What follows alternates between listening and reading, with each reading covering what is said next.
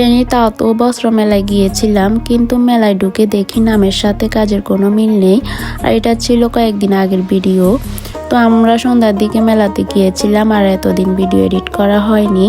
যদিও এই মেলা থাকবে আরো কয়েকদিন, তো লাস্ট মুহূর্তে আমি ভিডিওটা আপলোড করলাম। এখানে অনেক অনেক অর্নামেন্টস আছে, রেশমি চুড়ি হতে সবকিছুই ছিল, কিন্তু আমার কাছে প্রাইস অনেক বেশি মনে হয়েছে। দেন এরপর একটু ঘোরাঘুরি করলাম। এই হেয়ার ক্লিপ গুলো অনেক সুন্দর ছিল। তো এখানে এই চাবির রিং গুলো অনেক সুন্দর ছিল, এগুলো 60 টাকা করে দাম। এগুলো আমার কাছে বেশি ভালো লেগেছে।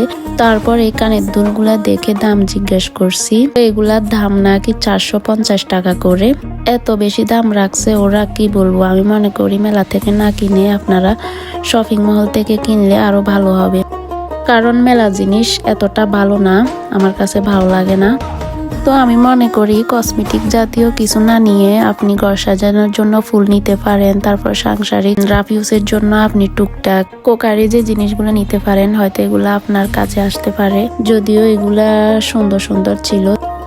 তো আমরা সবকিছু ঘুরে ঘুরে দেখলাম, তারপর বের হয়ে গেলাম। তো আপনারা কে কে মেলাতে গেছেন, আপনাদের অনুভূতি কেমন? আপনাদের যদি কোনো মন্তব্য থাকে কমেন্ট করে জানাবেন। তো ভালো থাকবেন সবাই, আজকে এই পর্যন্ত, আল্লাহ হাফেজ।